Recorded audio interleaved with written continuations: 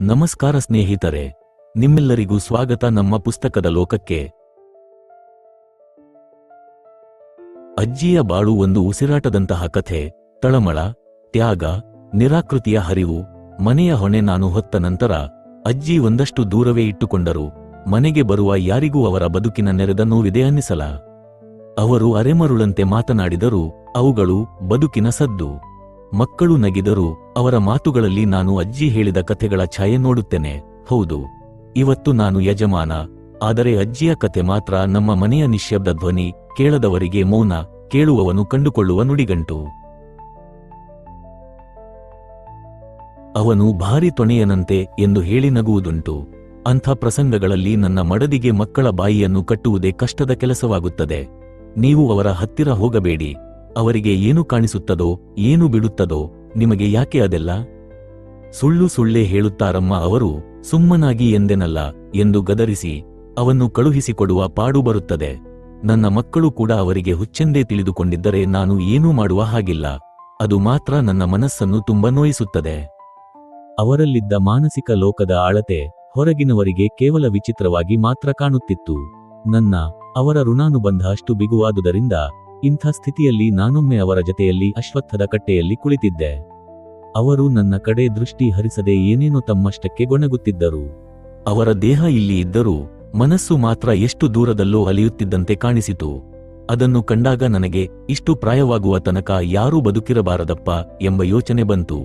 ಮರುಕ್ಷಣ ಅವರ ಬಾಯಿಯಿಂದ, ಮಗು, ನಿನಗೆ ನಿನ್ನ ಅಜ್ಜಿ ಭಾರವಾದಳೆ, ನನ್ನ ಸಾವನ್ನು ನೆನೆಯುತ್ತಾ ಇದ್ದೀಯಲ್ಲ ಎಂದು ಹೇಳಿ ನಕ್ಕು ಬಿಟ್ಟರು. ನನ್ನ ಎದೆ ಧಡಲೆಂದಿತು. ಎಲ್ಲಿಲ್ಲದ ಭಯವಾಯಿತು. ಅಜ್ಜಿ, ದಮ್ಮಯ್ಯ, ನಿಮ್ಮ ಮಾತು ಕೇಳಿ ನಿಮ್ಮಷ್ಟಕ್ಕೆ ನೀವು ಗೊಣಗುವುದನ್ನು ಕಂಡು ಒಂದು ಕ್ಷಣ ಹಾಗೆನಿಸಿದ್ದು ನಿಜ. ಅದು ನೀವು ಬೇಡವಾಗಿಯೂ ಅಲ್ಲ, ಭಾರವಾಗಿಯೂ ಅಲ್ಲ. ಮನಸ್ಸಿನ ಮೇಲೆ ಹತೋಟಿ ಇಲ್ಲದಾಗ ಬದುಕಿ ಫಲವೇನು ಎಂದು ಕಾಣಿಸಿದ್ದು ನಿಜ. ತಪ್ಪಾಯಿತು ನನ್ನಿಂದ ಎಂದೇ ದುಃಖದಿಂದಲೇ. ನನಗೆ ಅದು ಗೊತ್ತಾಗುತ್ತದೆ. ನಿನ್ನ ಮನಸ್ಸು ನನಗೆ ಗೊತ್ತಿಲ್ಲವೇ, ಆದರೂ ಹೇಳಿದೆ ಚೇಷ್ಟೆಗೆ. ನಿನ್ನ ತಲೆಯಲ್ಲಿ ಸುಳಿದ ವಿಚಾರವನ್ನು ತಿಳಿದೆ ಎಂದರು. ನಿಮಗೆ ಹೇಗೆ ಗೊತ್ತಾಯಿತಪ್ಪ ಅದು? ಹೇಗೋ, ನೀನು ಎಣಿಸಿದ್ದೆಲ್ಲ ನಾನೇ ಎಣಿಸಿದಷ್ಟು ಸ್ಪಷ್ಟವಾಯಿತು. ನೀವು ಆಗಾಗ ನಿಮ್ಮಷ್ಟಕ್ಕೆ ಏನೇನೋ ಅಂದುಕೊಳ್ಳುತ್ತೀರಲ್ಲ, ಏನದು? ನನಗೆ ಏನೇನೋ ಕಾಣಿಸುತ್ತದೆ, ಏನೇನೋ ಅನ್ನುತ್ತೇನೆ. ಒಂದೊಂದು ಸಾರಿ ಹಾಗೆ ಮಾಡುತ್ತಿರುವುದಂತೂ ನಿಜ. ಏನಾದರೂ ಕಾಣಿಸತೊಡಗಿತೆಂದರೆ ನನಗೆ ನಾನೇ ಮರವೆಯಾಗಿ ಕಾಣಿಸಿದ್ದನ್ನು ಕುರಿತು ಮಾತಾಡುತ್ತೇನೆ. ಅದು ಒಂದು ತರ ಕನಸಿದ್ದರೂ ಇದ್ದೀತು. ಅವರ ಮಾತು ಕೇಳಿದಾಗ ನನಗೆ ಅಂಜಲೇ ಅನ್ನಿಸಿತು. ಆದರೆ ಆ ಅಂಜಿಕೆಯಲ್ಲೂ ಒಲವಿತ್ತು, ಒಂದು ರೀತಿಯ ಮೌನ ಸತ್ಯವಿತ್ತು. ಒಂದು ದಿವಸ ಅವರು ಹೀಗೆಯೇ ತಮ್ಮಷ್ಟಕ್ಕೆ ಗೊಣಗುತ್ತಿದ್ದಾಗ ಮರೆಯಲ್ಲಿ ನಿಂತು ಕಿವಿಗೊಟ್ಟು ಅವರ ಆತ್ಮಗತ ಸಂಭಾಷಣೆಯನ್ನು ಕೇಳತೊಡಗಿದೆ. ಕೇಳಿ ಬಲು ಆಶ್ಚರ್ಯವಾಯಿತು. ಯಾವುದೋ ಪ್ರತ್ಯಕ್ಷ ಘಟನೆಯೊಂದು ನಡೆಯುತ್ತಿದ್ದಂತೆ ಅದಕ್ಕೆ ಸಾಕ್ಷಿಯಾದ ಅವರು ಅದನ್ನು ಬಣ್ಣಿಸುವಂತೆ ಕಂಡಿತು. ನಾನು ಥಟ್ಟನೆ, ಅಜ್ಜಿ, ಹೇಗಿದ್ದೀರಿ ಎಂದು ಕೇಳಿದೊಡನೆಯೇ ಅವರ ಕನಸು ಭಂಗವಾಯಿತು. ಕರೆದೆಯೋ ಎಂದು ಪ್ರಶ್ನಿಸಿದರು. ಹೌದು, ಊಟಕ್ಕೆ ಬನ್ನಿ, ಹೊತ್ತಾಯಿತು ಎಂದೆ. ನನ್ನ ಜತೆಯಲ್ಲಿ ಬಂದರು. ಊಟ ಮುಗಿಸಿ 2 ಗಳಿಗೆ ಮಲಗಿಕೊಂಡರು. ಹೆಚ್ಚಾಗಿ ಅವರು ಮನೆಯ ಜಗಲಿಯಲ್ಲಿ ಕುಳಿತೇ ಸಮಯ ಕಳೆಯುತ್ತಾರೆ. ಅಲ್ಲಿ ಕುಳಿತು ಬೇಸರವಾದರೆ ಅಶ್ವತ್ಥದ ಕಟ್ಟೆಗೆ ಹೋಗಿ ಅಲ್ಲಿ ತಮ್ಮ ಏಕಾಂತವನ್ನು ಮುಂದುವರಿಸುತ್ತಾರೆ. ಅವರು ಕಟ್ಟೆಯ ಹತ್ತಿರ ಕುಳಿತಾಗ ಆ ಮರದ ಛಾಯೆಯು ಎಂತೆಂದೋ ಭಿನ್ನವಾಗಿ ಕಾಣಿಸುತ್ತಿತ್ತು. ಅದು ಅವರ ಮೆಲುಕಿಗೆ ಕಿವಿಗೊಡುತ್ತಿದೆಯಂತೆ.